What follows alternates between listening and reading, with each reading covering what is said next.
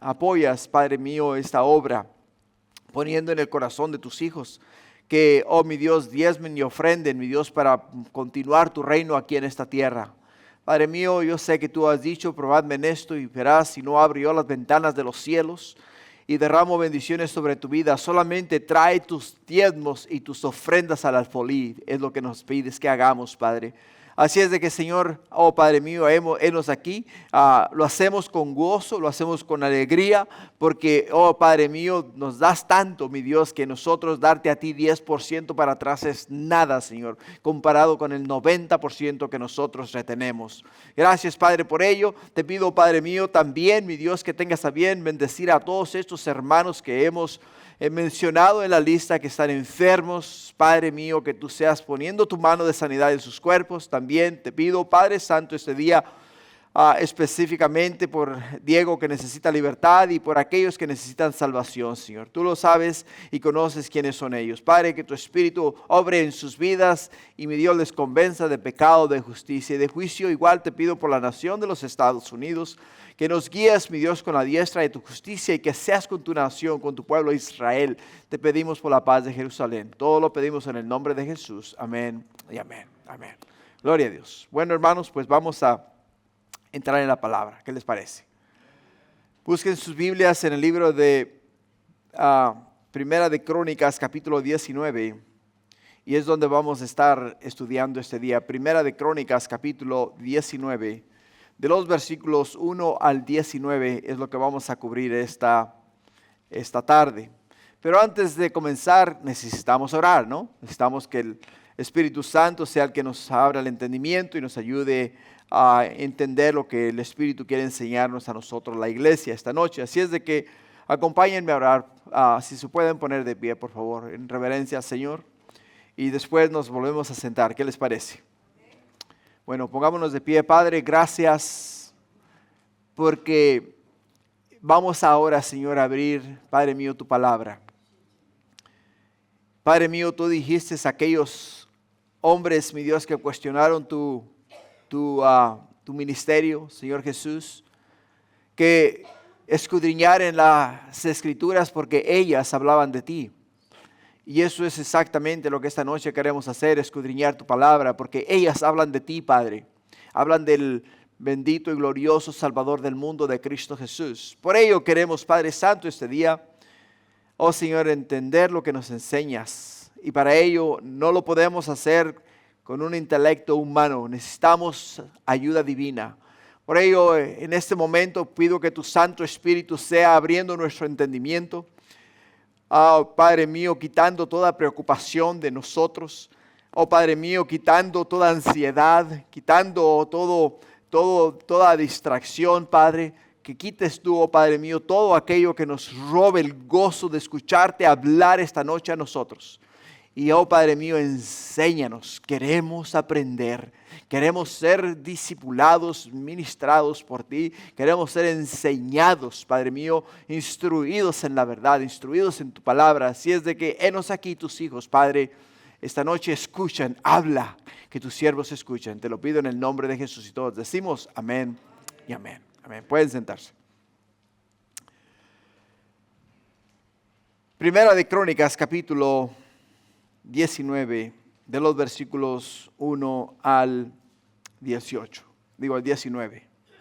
En el capítulo 18, si recuerdan, dijimos que el capítulo 18 es una radiografía de el corazón de un hombre que puso su fe y su esperanza en Dios. En el capítulo 18 pudimos observar la victoria de David sobre sus enemigos. No solamente observamos la victoria de David sobre sus enemigos, sino que podemos ver que en cada porción o en cada aventura que David se aventuró, nos dice la Escritura que la mano de Dios estaba con él. Y Dios le daba la victoria en todas las cosas, por el hecho de que Dios estaba con él y a su lado. En el capítulo 19 vamos a cambiar un poquito de engranes Y vamos a tomar una dirección un poquito diferente, pero igual, de la misma manera, nos lleva a qué? Nos lleva a enseñarnos a nosotros que nuestros ojos para poder obtener la victoria y ser más que victoriosos, tienen que estar ¿en quién? Tienen que estar en Jehová de los ejércitos. Tienen que estar en el Señor. De otra manera, iglesia, no vamos a poder nosotros obtener la victoria. Y vamos a comenzar con una pequeña anécdota acerca del piloto que no podía ver. Hace unos años, un piloto cristiano volaba su avioneta en una misión humanitaria cuando una tormenta inesperada le rodeó. El cielo se oscureció, la lluvia golpeaba con fuerza y lo peor, sus instrumentos comenzaron a fallar. No podía ver ni el horizonte ni la pista. Solo escuchaba estática en el radio. Entró en lo que los pilotos llaman una zona ciega. Una zona ciega, donde no puedes confiar en tus sentidos porque te hacen creer que estás derecho cuando en realidad vas de picada, vas hacia abajo. Desesperado, oró y dijo esas palabras: Señor, no puedo ver nada, pero tú sí, dirígeme. Se me levanta la piel, se me enchina la piel, solamente de expresar esas palabras. Señor, no puedo ver nada, pero tú sí, dirígeme, dirígeme. En ese momento recibió una señal débil en su radio. Era la torre de control de un aeropuerto cercano que había detectado el radar. El operador le dijo: no trates de volar por tus instintos. Confía solo en mi voz. Obedece exactamente lo que te diga y llegarás vivo. Durante los siguientes minutos el piloto hizo exactamente eso. Sin ver nada, sin saber a dónde iba, simplemente siguió la voz de aquel que sí podía verlo todo desde arriba. Y aterrizó sano y salvo. Cuando escuchas una historia como esta, te lleva a apreciar el favor de Dios, la misericordia de Dios, la gracia de Dios. En el libro de Éxodo, en el capítulo 14, versículo 14, échale para atrás. Ok, ahí. En el libro de Éxodo, capítulo 14, versículo 14, dice: Jehová peleará por vosotros y vosotros estaréis tranquilos. En Proverbios capítulo 3, versículo 5 dice: fíate de Jehová de todo tu corazón y no te apoyes en tu propia prudencia. En la vida hay tormentas que nublan nuestra visión. Nuevamente te repito, en la vida hay tormentas que nublan nuestra visión. Problemas familiares, diagnósticos médicos, pérdidas, traiciones. Pero en esos momentos nuestros sentidos nos pueden engañar. Nuestros sentidos nos pueden engañar. La clave no es guiarnos por lo que sentimos, sino por lo que Dios dice que debamos de hacer. Así como el piloto confió en la voz del controlador, tú puedes confiar en la voz de Dios que te ve desde arriba y te guía a salvo. Por ello el tema de hoy: confianza en Dios en tiempos de adversidad. Confianza en Dios en tiempos de adversidad. En Primera de Crónicas capítulo 19 vemos cómo el rey David y su ejército enfrentan un malentendido que escala hasta una guerra. Escala hasta una guerra. Este pasaje no solo es histórico, sino profundamente práctico. práctico. ¿Por qué? Porque nos enseña a confiar en Dios cuando somos malinterpretados, atacados o presionados. Nos enseña a confiar en Dios, como lo vamos a mirar a medida que avanzamos en la enseñanza de este capítulo, y cómo vemos al rey David ser guiado nuevamente por Dios. Y David siempre poniendo su esperanza, su fe y su confianza en Dios y solamente en Dios. El primer punto que vamos a tocar esta noche, hermanos, es la buena intención mal interpretada. La buena intención mal interpretada, y lo vamos a mirar de los versículos 1 al versículo 5. Si tienes tu Biblia abierta en Primera de Crónicas capítulo 19, versículo 1, sígueme con tu vista. Y el versículo 1 dice: después de estas cosas aconteció que murió Naas, rey de los hijos de Amón, y reinó en su lugar su hijo. Y dijo David: manifestaré misericordia con Hanún, hijo de Naas, porque también su padre mostró misericordia. Así David envió embajadores que le consolasen de la muerte de su padre. Pero cuando llegaron los siervos de David a la tierra de los hijos de Amón, a Hanún, para consolarle, los príncipes de los hijos de Amón dijeron a Hanún: a tu parecer honra David a tu padre, que te ha enviado consoladores. ¿No vienen más bien sus siervos a ti para espiar e inquirir y reconocer la tierra? Entonces Hanún tomó los siervos de David y los rapó. Les cortó los vestidos por la mitad hasta las nalgas y los despachó. Se fueron luego, y cuando llegó a David la noticia sobre aquellos varones, él envió a recibirles porque estaban muy afrentados. Y el rey mandó que les dijeran: estaos en Jericó hasta que os crezca la barba, y entonces volveréis. La relación entre Naas, rey de los amonitas, y David no se detalla, hermanos, con amplitud en la Biblia. Pero sí se menciona suficientes pistas para entender que existía una relación entre estos dos reyes.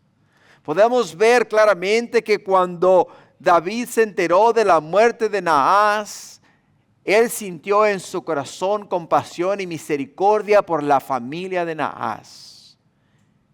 ¿Por qué? Porque Naas, de una manera u otra, también le mostró a él en un tiempo de su vida misericordia. Ahora, este capítulo narra una situación más bien diplomática que termina en conflicto de guerra. David, después de consolidar el reino y experimentar un periodo de expansión y estabilidad, busca mantener relaciones pacíficas con los pueblos vecinos. Y la muerte del rey amonita Naas presenta una gran oportunidad para comenzar ese proceso. Pero podemos ver, hermanos, que cuando la diplomacia falla, entonces entra la desconfianza. El orgullo, y entonces todo cambia de rumbo. Absolutamente todo cambia de rumbo. En el inciso A, vemos un cambio de liderazgo. ¿Por qué? Porque nos dice que después de estas cosas aconteció que murió Naas, rey de los hijos de Amón, y reinó en su lugar su hijo. O sea, el rey Naas y el rey David tenían una relación de amistad. Se respetaban ambos. David, un hombre próspero que fue muy bendecido por Dios. Naas, rey de los amonitas, de igual forma, un ejército muy poderoso, igual respetado por David. O sea, se respetaban ambos. Había ese respeto mutuo. Pero podemos ver que ahora, al morir Naas, su hijo toma el control. Y David quería mantener esa relación entre los reinos. No quería que se levantase discordia, hubiese problemas entre los dos reinos, porque eso significaría guerra, y David no quería guerra con los amonitas. Por ello, ¿qué importancia tiene el cambio de poder, hermanos? En el antiguo Medio Oriente, la muerte de un rey muchas veces generaba inestabilidad política y temor entre sus vecinos. Temor entre sus vecinos. Ahora, ¿qué ocurre en un cambio de liderazgo? Aumenta la inseguridad y la incertidumbre. Aumenta la inseguridad y la incertidumbre. Y la gente se pregunta, ¿será igual de fuerte? ¿Será justo? ¿Seguirá el mismo camino que el anterior? O sea, todos ellos se preguntan estas preguntas. Cuando Naas muere, los amonitas se preguntan estas preguntas. ¿Cómo va a ser Nahum? ¿Va a ser estable? ¿Va a ser fuerte? ¿Nos va a proteger? ¿Nos va a guiar? ¿Nos va a proveer? ¿Nos va a sacar a la guerra? ¿Va a estar con nosotros en todo tiempo? O sea, ese es el cambio de liderazgo que el pueblo de los amonitas experimentó. Pero hay algo acá que es muy importante. Muy importante, hermanos. ¿Por qué? Porque estos cambios de administración o estos cambios de reyes generan en sí mucha incertidumbre. Y cuando entra en el corazón del hombre la incertidumbre, es ahí donde vienen los problemas. Vienen los problemas. Porque no se sienten seguros del hecho de que el mismo apoyo y el mismo respaldo que el rey anterior recibió, lo va a recibir él también. Y es cuando tiene que probarse que él es mejor aún que el rey que antes estuvo como rey. Mejor. Tenemos ejemplo de ello. Lo podemos mirar en quién, lo podemos mirar en Roboam, hijo de Salomón. Porque Roboam, hijo de Salomón, podemos ver que es casi el mismo patrón que miramos en esta porción de la escritura en los amonitas con el rey Salomón y su hijo Roboam. ¿Por qué? Porque cuando muere Salomón, el pueblo decía, ¿qué va a pasar? ¿Va a ser Roboam igual que Salomón? ¿Nos va a tratar a puntapié? ¿Nos va a demandar taxes más, o sea, impuestos más altos? ¿Va a demandar más de nosotros? Pues vayamos y preguntémosle. Y fueron y le preguntaron y le dijeron, hey, aliviánanos la carga y te vamos a servir sin problema. Pero Roboam, para mostrar su fuerza, para mostrar su poder, para demostrarle al pueblo que él estaba en control, ¿qué fue lo que hizo? Tomó consejo de los jóvenes. De la misma manera que estos hombres están dando consejo a Nahum. Y le están diciendo a Nahum, no seas inocente. Abre los ojos. ¿Tú crees que David te está enviando a ti consoladores para consolarte? No, te está enviando gente para espiar tu tierra. Y es ahí donde comienza la discordia. Ahora el inciso B, hermanos, la misericordia que busca la paz. Lo podemos ver en esta porción de la escritura donde dice David, manifestaré misericordia a Hanún, hijo de Naas, porque también su padre me mostró a mí misericordia. O sea, escucha bien esas palabras. Las intenciones del rey David no eran políticas, eran sino pasivas, eran intenciones de dolor. Quería él confortar, quería consolar a este joven, a este hombre, haciéndole entender, hey, las mismas relaciones que yo tuve con tu padre, los mismos intereses que yo tuve con tu padre, los voy a tener contigo. Quiero que sepas que estoy contigo y voy a ser de la misma forma que fui con tu padre. Por ello, La palabra clave que miramos en esta porción de la Escritura es misericordia. En hebreo es sed. Implica lealtad, bondad, amor, basado en un pacto o relación estable. David no solo hace un gesto político, sino un acto basado en la gratitud. ¿Te das cuenta? Si miramos el contexto, si miramos el significado de las palabras y lo que el rey David quiso decir cuando dijo, haré misericordia a Hanún, podemos ver que el corazón de David era ¿de qué? Era de un rey leal. Iba a mostrarle bondad, iba a mostrarle amor y iba a mantener el pacto, o sea, la promesa que él había hecho con su padre. Una promesa de paz. Una promesa de paz, de prosperidad. O sea, dos pueblos unidos trabajando para un mismo fin. O sea, prosperar y salir adelante. Prosperar y salir adelante. Por ello podemos ver que la actitud de David era una actitud de un corazón generoso. La actitud que tenía un corazón generoso. Uno que buscaba apoyar, no aprovecharse de la situación. Uno que estaba mostrando o extendiendo misericordia y lealtad. Por ello es que mirándolo desde un punto de vista teológico, David refleja el carácter de Dios, quien también extiende misericordia incluso cuando no es merecida. Cuando no es merecida. Romanos capítulo 5, versículo 8 nos dice: mas Dios muestra su amor para con nosotros en que siendo aún pecadores, Cristo murió por nosotros. Cristo murió por nosotros. Qué interesante, ¿no? Porque en el inciso C podemos ver la desconfianza sembrada por malos consejeros. Podemos ver la desconfianza sembrada por malos consejeros. Y esto para nosotros, iglesia, es de suma importancia. Hay personas quienes no se miden o no miden sus palabras. No piensan cuando abren la boca, sino abren la boca y expresan solamente las palabras.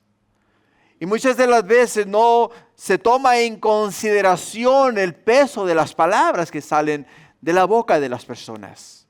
Y esas palabras pueden apagar un fuego o pueden encender un fuego. Por ello, nos dice la Escritura, dice a tu parecer, dice, honra David a tu padre. Dice, no vienen más bien sus siervos a ti para espiar e inquirir y reconocer la tierra. Se le hicieron dos preguntas a Hanún. Hanún, ¿qué te pasa, chico? Abre los ojos. Entiende la realidad ante la cual estamos delante. Tienes que ver y entender el hecho de que David no está buscando el hacer pacto contigo, o mostrarte a ti misericordia. Él está viendo la manera de venir y tomar la tierra. Tomar la tierra. Hermanos, ¿cuál fue la actitud de los príncipes? Pregúntate, ahora que has escuchado las preguntas de ellos. ¿Cuál fue la actitud de estos príncipes? Ahora, en lugar de interpretar el gesto con un acto honorable, lo distorsionaron por temor, sospecha y nacionalismo. Lo distorsionaron por temor a David. Porque ellos entendieron que la mano de Dios estaba sobre David. Ellos entendieron que no había manera de enfrentarse a David. Por el hecho de que David era un hombre bendecido, un hombre de guerra, un estratega y ahora rey de Israel. Tuvieron temor. Y sospecharon que la idea de enviarle consoladores era simplemente una excusa para espiar la tierra. Y entonces pensaron en su nación. ¿Cuál fue el problema de Hanún? Bueno, el problema de Hanún fue escuchar las voces sin discernimiento, consejeros ni evidencia de lo que le decían. Ese fue el problema de él.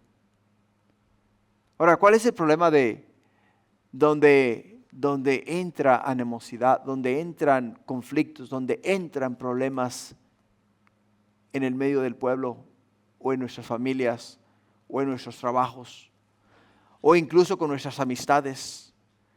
¿Cuál es el problema cuando alguien nos dice algo de alguien a quien nosotros estimamos? ¿Qué es lo primero que hacemos? ¿Pedimos al Señor que nos muestre la verdad o actuamos en el instante? Y llamamos a la persona y le decimos, hey, ¿qué está pasando? ¿Qué es eso de que estás hablando mal de mí? ¿Qué es eso de que estás comentando estos comentarios acerca de mi persona? O sea, inmediatamente, en vez de buscar el discernimiento, en vez de buscar la dirección de Dios, actuamos de una manera equivocada. ¿Por qué, hermanos? Porque no hacemos uso del discernimiento. Damos oído a las voces, pero no nos detenemos a discernir ni a buscar o a pedir las evidencias de lo que me están diciendo. Las evidencias de lo que me están diciendo.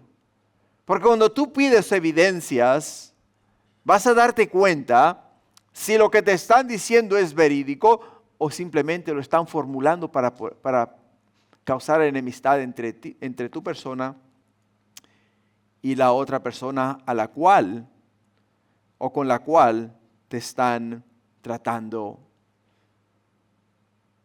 de hacer mal, de hacerte ver mal. Ahora, aquí hay una advertencia para todos nosotros, especialmente para ellos. Cuando las decisiones se basan en miedo, orgullo o chisme, las consecuencias son ¿qué? Son destructivas. Son destructivas. Cuando las decisiones, hermanos, se basan en miedo, orgullo o chisme, las consecuencias son destructivas. Son destructivas. Te voy a dar un ejemplo moderno. Eso se refleja hoy cuando una persona interpretan las acciones ajenas por medio de sus propias heridas o perjuicios. O sea, cuando alguien interpreta las cosas por lo que me hicieron, por lo que me dijeron, o por lo que me pasó, o por lo que aquella persona está comentando acerca de mí. En vez de nosotros, reaccionar de una forma madura, de una forma sabia, Señor, tú eres el único que me puede aclarar esta situación. Padre mío, ayúdame a ver y entender si las palabras que yo he escuchado son verídicas o son simplemente una manera de causar contienda en nuestras vidas. O separarnos de una forma u otra. Por ello, hermanos, en el inciso B, vemos un acto de humillación pública. Un acto de humillación pública. ¿Por qué? Porque dice entonces Hanún tomó los siervos de David y los rapó y les cortó los vestidos por la mitad. ¿Qué hizo? ¿Qué hizo Hanún ahora después de escuchar las palabras de sus príncipes? Actuó en las palabras de ellos. Actuó inmediatamente. No se detuvo a pensar en las consecuencias de lo que estaba haciendo. Él simplemente actuó y humilló a los consejeros. Los humilló. Los humilló. Los humilló de una forma muy mala. ¿Por qué? Porque les cortaron la mitad de la barba. Y en la cultura semita, la barba era símbolo de honor, dignidad y masculinidad. Y cortarla era una humillación gravísima. Gravísima. ¿Por qué crees que me he dejado crecer la barba nuevamente? Ya me lo dijo mi esposa, ¿O te la dejas crecer o vamos a tener que hablar? Ahora les cortaron también los vestidos, ¿no? Dejándoles expuestos. También una vergüenza externa, intencional y pública. O sea, los humillaron los humillaron de la forma más baja que cualquier persona puede ser humillada. De la forma más baja que pudieran ser ellos humillados. Por ello, en el inciso E, vemos que la restauración de la dignidad. Miramos a David actuar. Y cuando miramos a David actuar, hermanos, envía a él a recibirlos. Y les dijo a ellos que se quedaran, ¿dónde? Que se quedaran en la ciudad de Jericó hasta que les creciese la barba. Hasta que les creciese la barba nuevamente. Ahora la reacción del rey, hermanos, la reacción del rey fue una reacción pacífica. Fue una reacción bien meditada y bien pensada. He aprendido mucho acerca de Israel en estos últimos años. Específicamente después de octubre 7 del año 23, he mirado al pueblo de Israel reaccionar a los diferentes ataques. Cuando los palestinos entraron de Gaza entraron a Israel e hicieron tremenda masacre, quitándole la vida a 1,200 personas, secuestrando a 250 de ellos. La reacción humana, o sea, la reacción de cualquier ser humano, hubiera sido actuar inmediatamente y tratar de vengarte por lo que te hicieron o lo que te pasó en ese instante, o sea, así. Reaccionar rápidamente. Pero me he dado cuenta que en cada uno de los ataques que le han hecho al pueblo de Dios, o sea, al pueblo de Israel, ellos no reaccionan inmediatamente. Pasan días y semanas, a veces hasta meses, hasta que entonces cuando ellos responden a los ataques de los enemigos, aquellos que están tratando de exterminarlos, cuando ellos atacan, hermanos, ellos atacan con una fuerza, con una autoridad y con una decisión decisiva, una cosa increíble, que el daño que causan cuando atacan es destructivo. Y podemos verlo en la vida de David. ¿Por qué? Porque podemos ver cómo David no solamente manejó la situación. David manejó la situación de la forma más práctica y mejor que se pudiese manejar. Cuando estos hombres humillaron a sus consoladores y los consoladores regresan nuevamente y se quedan en la ciudad de Jericó, podemos ver hasta este momento que en la palabra de Dios, en ninguna parte de la escritura, el rey David dice: le voy a hacer saber a Nun qué es lo que es amar a Dios en tierra ajena. Va a aprender y va a saber con quién está tratando. En ningún momento miramos eso. Miramos que David recibe a los consoladores, les dice quédense ahí hasta que les crezca la barba y entonces regresen a sus casas. Regresen a sus casas. Y no miramos en ninguna parte que dijo David: me voy a vengar. Me voy a vengar. Sino que miramos, hermanos, un corazón sabio, un corazón pacífico, un hombre que confía en Dios, espera en la dirección y la guianza de Dios. Espera en lo que Dios le ha de mostrar para entonces dar el siguiente paso. Por ello, Proverbios capítulo 11, versículo 14, nos dice: donde no hay dirección sabia, caerá el pueblo, mas en la multitud de consejeros hay ¿qué? Hay seguridad. Hay seguridad. Hermanos, este pasaje nos muestra la tensión entre misericordia y orgullo, paz y provocación, sabiduría y necedad. David representa la figura del rey conforme al corazón de Dios, misericordioso, compasivo, justo.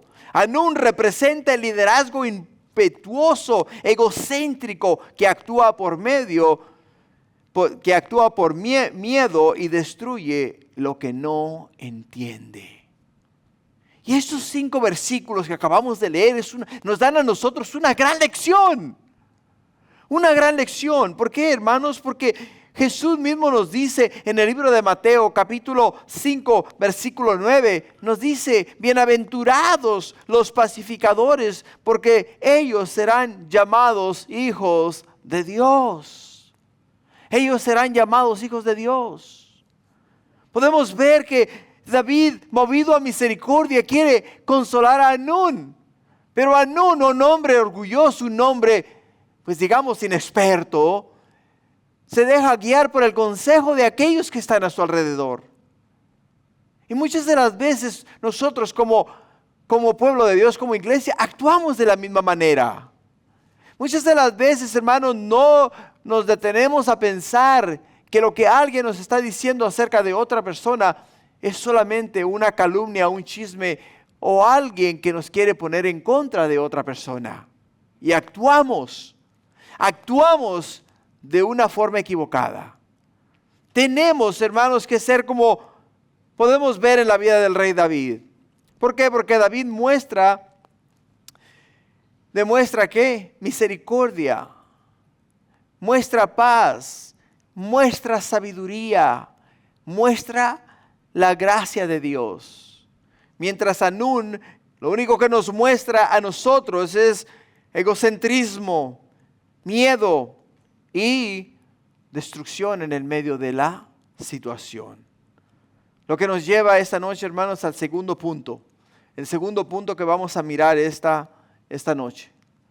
El segundo punto que vamos a mirar esta noche está de los versículos 6 al 9.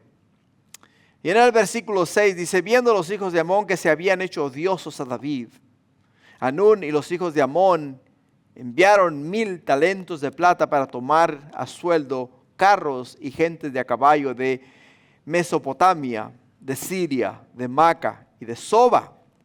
Y tomaron a sueldo 32,000 carros. Y el rey de Maca y su ejército, los cuales vinieron y acamparon delante de Medeba. Y se juntaron también los hijos de Amón con sus ciudades y vinieron a la guerra. Oyéndolo, David envió a Joab con todo el ejército de los hombres valientes. Y los hijos de Amón salieron y ordenaron la batalla a la entrada de la ciudad. Y los reyes que habían venido estaban aparte en el campo. Qué interesante. Las palabras en las cuales quiero hacer hincapié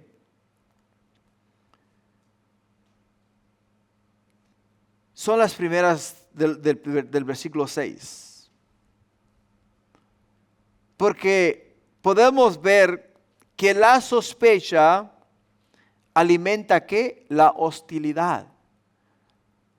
La sospecha alimenta la hostilidad. Los hijos de Amón, al darse cuenta que habían provocado la ira de David por su ofensa, reconocieron que ahora eran vistos como enemigos.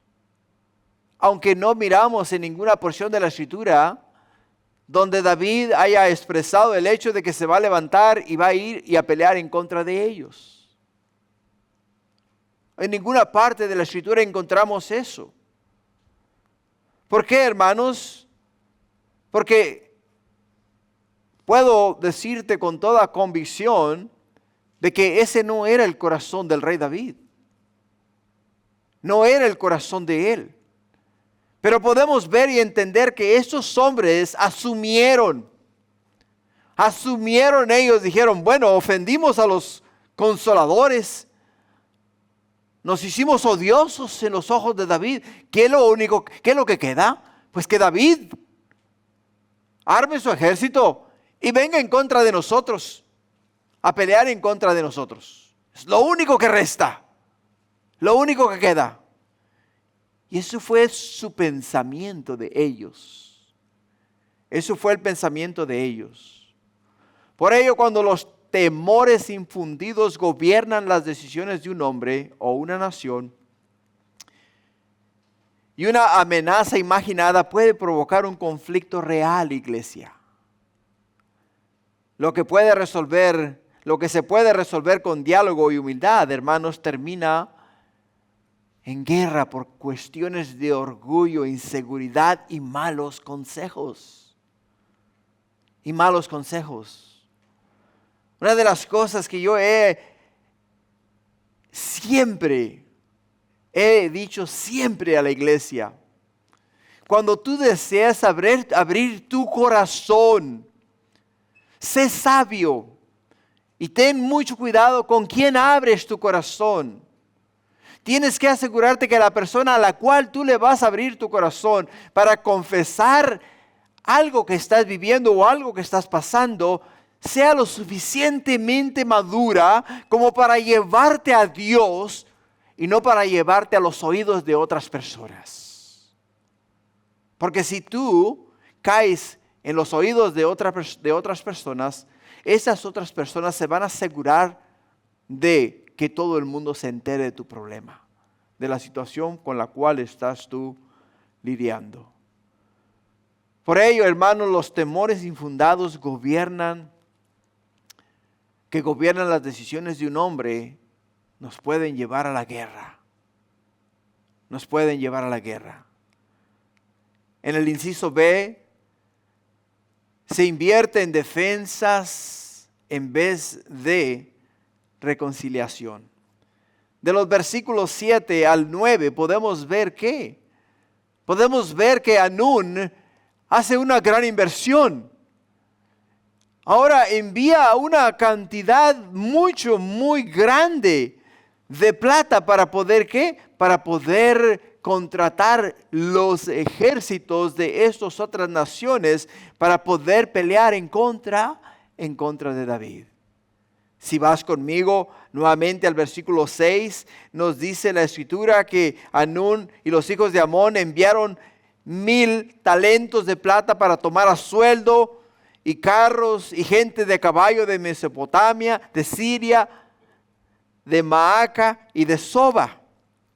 Y tomaron a sueldo 32,000 carros del rey de Maaca y su ejército, los cuales vinieron y acamparon delante de Medeba. O sea, podemos ver la inversión tan grande que tuvieron que hacer estos hombres. ¿Para qué? Porque ellos se imaginaron que el rey David iba a levantarse en contra de ellos. Se imaginaron que porque ahora se habían hecho odiosos ante los oídos y ante los ojos de David, ahora él iba a levantarse con su ejército e iba a venir contra ellos e iba a pelear con ellos. Por ello, movidos por el temor, la culpa, en vez de buscar la reconciliación con David, recurrieron a alianzas humanas y grandes recursos para fortalecer su defensa.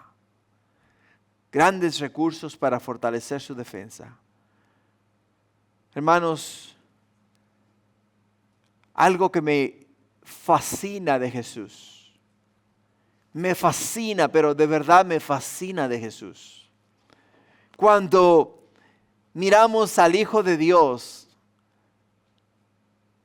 en la Villa Dolorosa, bajar del pretorio hacia el monte de la calavera, y que va él cargando su cruz, y a medida que él va cargando su cruz, la gente que está en el camino, en la Villa Dolorosa, o sea, mientras Jesús va bajando, le gritan, le escupen, le golpean. ¿Y qué es lo que hace Jesús? Encomienda su causa a aquel que juzga justamente. Encomienda su causa a aquel que juzga justamente.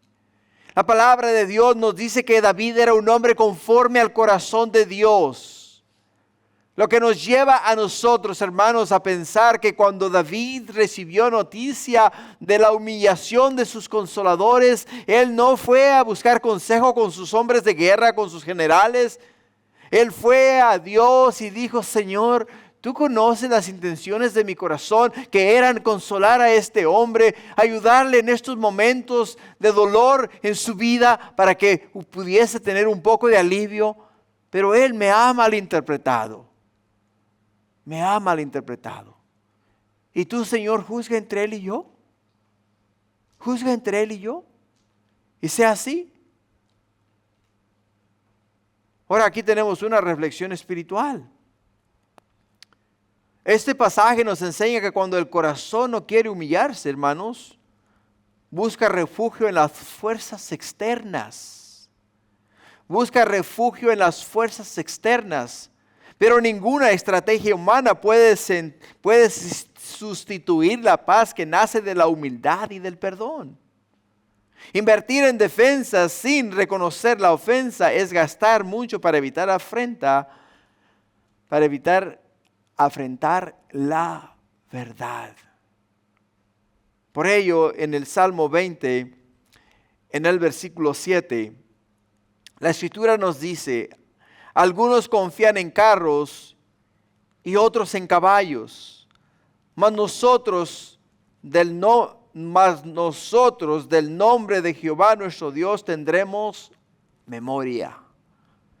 Y Proverbios 29:11 nos dice: el necio da rienda suelta a toda su ira, mas el sabio al fin la sosiega. Los amonitas gastan una tremenda fortuna para contratar mercenarios sirios para pelear en contra del rey David, cuando David en ningún momento les había declarado a ellos la guerra. En ningún momento les había reclamado de lo que hicieron. Ellos asumieron todas estas cosas, y por ello es que ahora podemos ver que han hecho un gran movimiento. ¿Para qué? Han hecho un gran movimiento para protegerse de David. Ahora, como aplicación personal, hermanos, ¿cuántas veces gastamos más en defender nuestro orgullo que en sanar nuestras relaciones? Piénsalo. ¿Cuántas veces gastamos más en defender nuestro orgullo que en sanar nuestras relaciones? Porque queremos tener la verdad. Queremos que se hable de nosotros y se diga de nosotros que estamos correctos, que nuestros pensamientos son los correctos. Y por ello es que gastamos más energía tratando de defendernos que tratando de buscar la paz. Lo que nos lleva al tercer punto. En el tercer punto, hermanos, miramos la estrategia y la fe en medio del conflicto. Y este punto lo vamos a mirar de los versículos 10 al 15. Y nos dice en el versículo 10, dice: y viendo Joab que el ataque contra él había sido dispuesto por el frente y por la retaguardia, escogió de los más aventajados que habían en Israel. Y con ellos ordenó su ejército contra los sirios. Puso luego al resto de la gente en mano de Abisai su hermano. Y los ordenó en batalla contra los amonitas. Y dijo: si los sirios fueren más fuertes que yo, tú me ayudarás. Si los amonitas fueren más fuertes que tú, yo te ayudaré. Esfuérzate y esforcémonos por nuestro pueblo y por las ciudades de nuestro Dios, y haga Jehová lo que bien le parezca. Entonces se acercó Joab y el pueblo que tenía consigo para pelear contra los sirios, mas ellos huyeron de delante de él. Y los hijos de Amón, viendo que los sirios habían huido, huyeron también ellos delante de Abisai su hermano, y entraron en la ciudad. Entonces Joab volvió a Jerusalén. Vivimos, hermanos, en un mundo lleno de conflictos. conflictos familiares, laborales, espirituales, emocionales. Y en estos momentos muchos reaccionan con desesperación, otros con violencia, algunos con negación. Pero la palabra de Dios nos muestra que el creyente debe enfrentar el conflicto con sabiduría, estrategia y una firmeza absoluta. Una firmeza absoluta. Joab, el general del ejército de David, nos da una lección poderosísima. Una lección, hermanos, poderosísima. Cómo actuar cuando el enemigo nos rodea y no hay salida visible. Este pasaje nos enseña a mantener la cabeza fría, el corazón firme y los ojos puestos en Dios. En Dios. El inciso A, que está en el versículo 10, es evalúa la realidad con claridad. Evalúa la realidad con claridad. Y dice, y viendo Joab que el ataque iba contra él por delante y por detrás. ¿Qué es lo que hace Joab? Joab no entra en pánico. Observa, discierne la situación, mira al enemigo que lo rodea, pero no se deja dominar por el miedo. No se deja dominar por el miedo. ¿Por qué, hermanos? Porque antes de actuar se detiene a qué? Se detiene a evaluar la situación. Él mira que los sirios están por la parte de atrás del ejército, los amonitas están por el frente de él. Y está rodeado, o sea, está en un callejón sin salida. En un callejón sin salida. Y muchas veces nosotros nos vamos a encontrar en una situación similar. ¿Y qué es lo que tenemos que hacer? Tenemos que detenernos, analizar qué está ocurriendo realmente, qué parte es emoción y qué parte es verdad. La fe no es ciega, hermanos. Evalúa con sabiduría espiritual. ¿Entiende? Evalúa con sabiduría espiritual, de la manera que Joab evaluó la situación. Él evaluó la situación con sabiduría espiritual. ¿Y qué es lo que hizo en el inciso B? Organiza con estrategia, no con desesperación. Organiza con estrategia, no con desesperación. Escogió de entre todos los escogidos de Israel a los mejores. Lo puedes ver en el versículo 11. Joab no improvisa. Toma los mejores soldados y los coloca en orden. Los coloca en orden. Prepara los dos frentes, asigna tareas y divide y delega. Qué hermoso pasaje. Qué hermoso pasaje. Podemos ver la sabiduría. Podemos ver, hermanos, el hecho de que Joab claramente entiende y reconoce que lo que tiene enfrente y lo que tiene atrás son dos ejércitos muy poderosos. Muy poderosos. Pero él entiende que no está solo. Él entiende que las batallas que ellos ya han ganado en el pasado no han sido batallas ganadas en sus propias fuerzas. Él entiende que las batallas ganadas del pasado han sido batallas ganadas por Dios, Jehová, el Dios de Israel. Y él confía en el Dios de Israel. Por ello, hermanos, como aplicación personal para nosotros, no actuemos por impulso. Dios también usa la planificación sabia como instrumento para la victoria. Tienes una situación en la vida, tienes un problema en la vida, bueno, pues piensa bien, planifica bien, actúa sabiamente. Si no sabes qué hacer, levanta los ojos al cielo y pide sabiduría de arriba, que Dios te va a enviar lo que necesitas saber.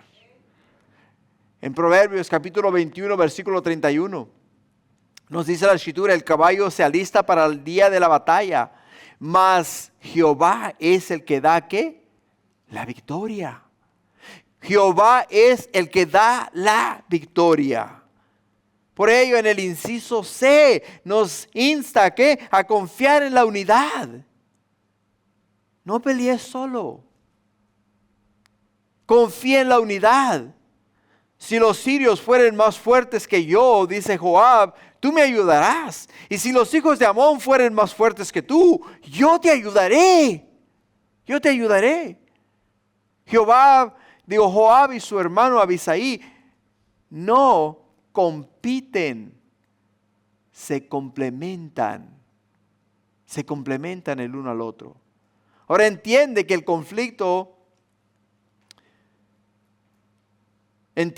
el conflicto la hermandad es clave. La unidad es clave. En el conflicto la hermandad y la unidad son claves. Son claves. Esta tarde compartía o conversaba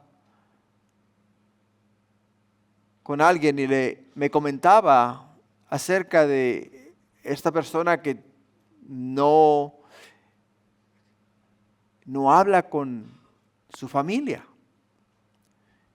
no habla con sus hermanos, no habla con sus hermanas, o sea, se ha aislado completamente. Y me dice esta persona, le preguntaba yo, ¿por qué? ¿Por qué no hablas con ellos? ¿Por qué no dejas tu orgullo a un lado y como hermano que eres de tu parte de la familia, ¿por qué no buscas la reconciliación? ¿Por qué no buscas el arreglar las cosas para que haya armonía entre ustedes? Y esa persona dijo, no me interesa. ¿Por qué? Porque no hay hermandad. O sea, no hay hermandad, y mientras no haya hermandad va a haber conflicto. Y el conflicto va a dominar la situación. Por ello, hermanos, como aplicación personal, estás en un conflicto, pide ayuda. No es debilidad, es sabiduría.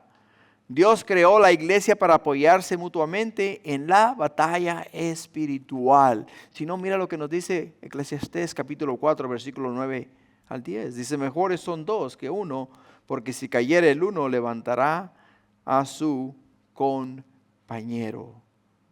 Levantará a su compañero. Y en el inciso D, podemos ver este inciso en el versículo 13, donde dice que pelea con fe, pero suelta el control. Pelea con fe, pero suelta el control. ¿Por qué? Porque dice, esfuérzate. Y dice, haga Jehová, date cuenta, haga Jehová lo que bien le parezca.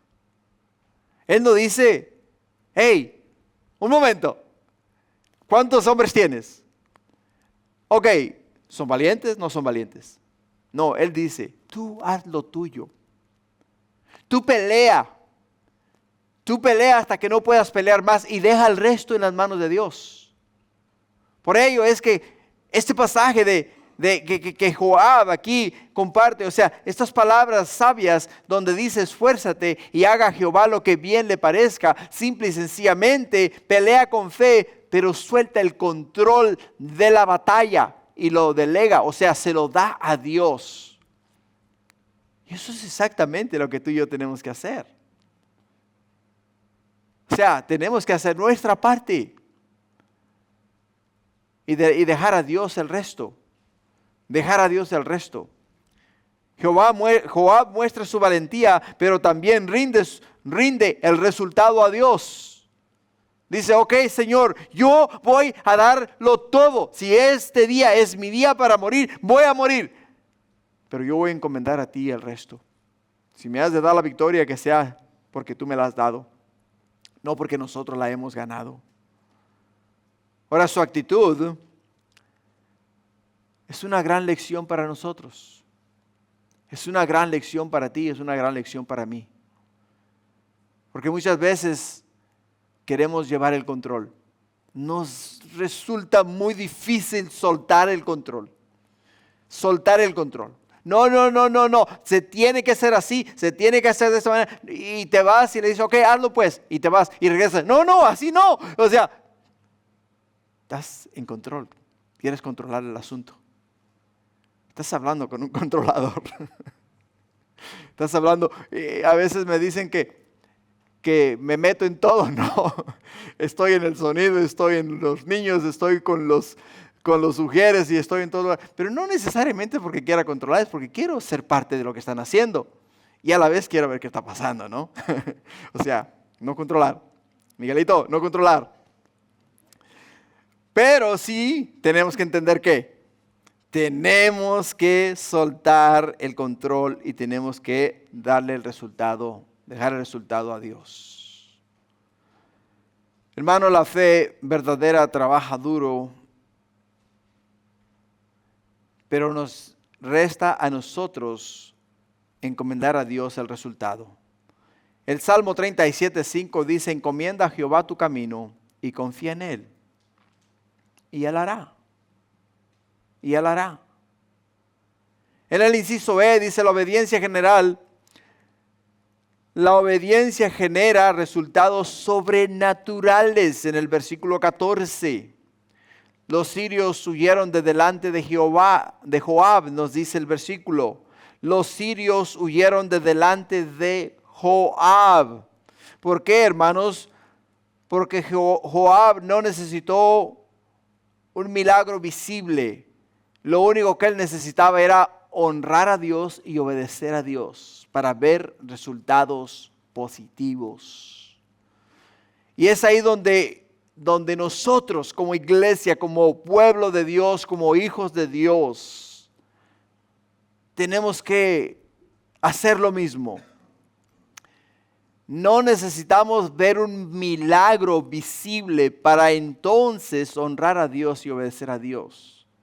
Tenemos que actuar en fe y creer en Dios. Señor, tú dijiste que vas a hacer, tú dijiste que tuya es la batalla y tuya es la victoria. Entonces, Padre, hágase tu voluntad. Ayúdame a someterme y a confiar en lo que tú me has dicho que vas a hacer. De la misma manera que los enemigos de Israel huyeron, es de la misma manera que aquellas cosas por las cuales o con las cuales tú estás luchando también van a ser vencidas. Por ello es que muchas victorias vendrán cuando simplemente actúes con fe y orden. No todo necesita fuego del cielo. A veces solo necesita obediencia. Solo se necesita obediencia. Santiago capítulo 4 versículo 7 nos dice resistir al diablo y él huirá de vosotros. Ahora, ¿qué aprendimos de Joab? Aprendimos de Joab que era un hombre sabio. Aprendimos de él que era un hombre estratega. Aprendimos de él que caminaba en unidad con su ejército. Aprendimos de él que luchaba con gran valor. Y aprendimos de él que aprendió a descansar en la voluntad de Dios. La pregunta es, ¿estás actuando con sabiduría? ¿Estás actuando de una manera estratégica? ¿Estás caminando en unidad? ¿Estás luchando con valor? ¿Estás descansando en la voluntad de Dios? ¿Estás descansando en la voluntad de Dios? Ahora, hoy quizás nos encontremos rodeados como Joab. Conflictos familiares, presiones económicas, luchas internas y ataques espirituales. Ahora recuerda La estrategia sin fe es orgullo. La fe sin acción es pasiva. Por ello es que tenemos que actuar. ¿Cómo? Tenemos que actuar en obediencia a Dios. Lo que nos lleva al punto final. El punto 4. La victoria viene del Señor. La victoria viene del Señor. De los versículos 16 al 19. Viendo los sirios que habían caído delante de Israel, enviaron embajadores y trajeron a los sirios que estaban al otro lado del Éufrates, cuyo capitán era Sofac, general del ejército de Hadadezer. Luego que fue dado aviso a David, reunió a todo Israel y cruzando el Jordán vino a ellos y ordenó batalla contra ellos. Y cuando David hubo ordenado su tropa contra ellos, pelearon contra él los sirios. Mas el pueblo sirio huyó delante de Israel y mató David de los sirios a 7,000 hombres de los carros y 40,000 hombres de a pie. Asimismo mató a Sofac, general del ejército, y viendo los siervos de Hadadezer que habían caído delante de Israel, concertaron paz con David y fueron sus siervos. Y el pueblo sirio nunca más quiso ayudar a los hijos de Amón. ¿Te das cuenta hasta dónde tuvieron que llegar para poder entender las intenciones del rey David? Terminaron siendo, en vez de ser aliados del rey, en vez de ser dos naciones que se respetaban mutuamente la una a la otra, por el orgullo y por la ignorancia del rey y el consejo de sus príncipes, terminaron ellos no solamente siendo humillados, derrotados, y no solamente derrotados, sino que perdieron una gran fortuna y terminaron siendo siervos de David. Siervos de David. Ahora entendamos algo. La Escritura es algo maravilloso para nosotros, que nos ayuda a vivir una vida que agrada a Dios. Una vida que agrada a Dios. La palabra de Dios nos da a nosotros instrucciones. Cómo actuar en momentos de dificultad. Cómo actuar en momentos de conflicto. Cómo actuar en un desacuerdo. Nos ayuda a nosotros a entender el hecho de que Dios está por nosotros y con nosotros. Y que lo que Dios quiere para nosotros es lo mejor de lo mejor. Pero muchas veces no nos detenemos a pensar en lo que Dios quiere. Porque actuamos en lo que nosotros queremos. Actuamos en la información que nosotros recibimos. Y muchas de las veces la información recibida es equivocada. Y es mal interpretada. Y cuando la ponemos en acción, terminamos perdiendo mucho. Y no solamente perdemos mucho, sino que terminamos sirviendo a aquello o a aquellos para los cuales nosotros no teníamos que haberlo hecho. El inciso A del versículo 16 nos dice, podemos ver que el enemigo puede reagruparse, pero no vencerte. ¿Te das cuenta? El enemigo puede reagruparse, pero no puede vencerte. ¿Por qué no puede vencerte? Porque si Dios contigo, nadie puede estar en contra de ti. Dios es el que va delante de ti, es el que pelea tus batallas. Y Dios es el que te da la victoria. Nos dice Jesús en Mateo 12, versículo 43. Nos dice estas palabras, dice, cuando el espíritu inmundo sale del hombre, anda por lugares secos buscando reposo y no lo halla. Entonces dice, volveré a mi casa de donde salí. Y cuando llega, la haya desocupada, barrida y adornada, entonces va y toma consigo otros 7 espíritus peores que él. Y entrando, mora allí. Y el postrer estado de aquel hombre viene a ser peor que el primero, así también acontecerá a esta mala generación. ¿Por qué nos dice Jesús estas palabras? Porque podemos mirar una de las cosas que cuando el enemigo, nuestro enemigo, nuestro adversario, que es el diablo, hermanos, nos ataca y no nos puede vencer, él no se va derrotado.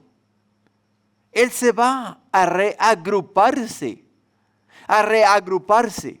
Y cuando se va a reagrupar, lo que quiere decir es que se va a fortalecer. Y Jesús nos dice que cuando un espíritu inmundo sale de una persona, cuando un espíritu inmundo sale de aquella persona, aquel espíritu inmundo vaga por el mundo y dice, wait a minute, un momento. Donde yo estaba mucho mejor. Que lo que hace, va y se trae 7 espíritus más y viene y vuelve a entrar en el corazón de aquella persona. ¿Por qué? Porque no se preparó, o sea, simple y sencillamente creyó estar listo y preparado para enfrentar la batalla, pero no tenía el poder ni las fuerzas para poder vencer.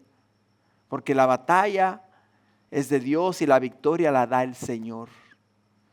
Por ello, cuando somos nosotros liberados de las adicciones o de lo que sea en el mundo, si no nos resguardamos o confiamos en el Señor, literalmente el enemigo nos va a vencer. Nos va a vencer. El punto B. La fe toma iniciativa, hermanos. En el versículo 17 dice, luego, cuando fue dado aviso a David, reunió a todo Israel y cruzando el Jordán vino a ellos. O sea, David no esperó ser atacado, tomó iniciativa con sabiduría y unidad. Y muchas veces Dios quiere que respondamos a los ataques con acción guiada por Él, no con miedo. Con acción guiada por Él. Así es de que, ¿cuál es el problema? ¿Cuál es la situación? ¿Qué es lo que en estos momentos estás afrontando? ¿De qué es lo que el Señor te ha liberado? Porque el Señor dice, yo voy a seguir contigo y voy a darte a ti la victoria y te voy a hacer más que vencedor. Pero tienes que confiar en mí. Tienes que confiar en mí. Tienes que confiar en que yo te voy a dar la victoria. Lo que nos lleva al inciso C, la victoria la da Dios, no la fuerza humana. En el versículo 18 dice, pero los sirios huyeron delante de Israel y murió Sofac, general del ejército. O sea, los sirios huyeron de delante de Israel porque Dios peleaba por Israel. Y así mismo, de la misma manera que los sirios huyeron de delante de Israel, el diablo va a huir de delante de ti porque Dios pelea por ti y está contigo. El resultado fue una victoria contundente. ¿Por qué? Porque Dios dio la victoria.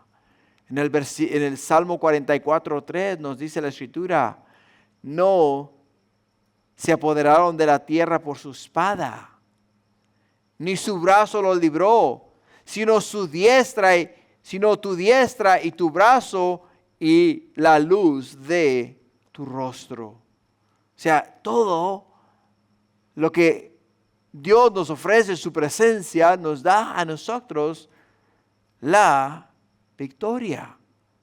Nos da la victoria. Para concluir, ¿qué aprendimos?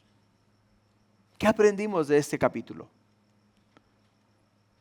Aprendimos, hermanos, que la oposición puede crecer, pero Dios nunca pierde el control. Aprendimos que la fe verdadera actúa con valentía y no se paraliza. Aprendimos que la victoria viene del Señor y no de la capacidad humana. Aprendimos que cuando Dios da la victoria trae paz, honra y testimonio de que Él está en control de todas las cosas. Te voy a hacer un desafío personal. El desafío personal que te voy a hacer es: ¿estás enfrentando una nueva batalla después de una victoria? Bueno, otra pregunta: ¿te has sentido abrumado por enemigos viejos disfrazados de nuevos desafíos? Hoy el Señor nos dice: confía en mí, no con ejército ni con fuerza, sino con mi espíritu te voy a dar la victoria. Por ello te insto a orar día a día al Señor y decir: Señor, yo te prometo hacer mi parte con fe, pero confío en que la victoria viene de ti. La victoria viene de ti. Ponte de pie, vamos a orar. Padre, cuando el enemigo nuestro nos rodea, de la manera en la cual rodeó a David y a su ejército, podemos ver, Padre, que estos tus hijos no entraron en un estado de pánico, sino entraron a su aposento, se postraron de rodillas y clamaron a ti y pidieron a ti la victoria, y tú les diste la victoria, Padre.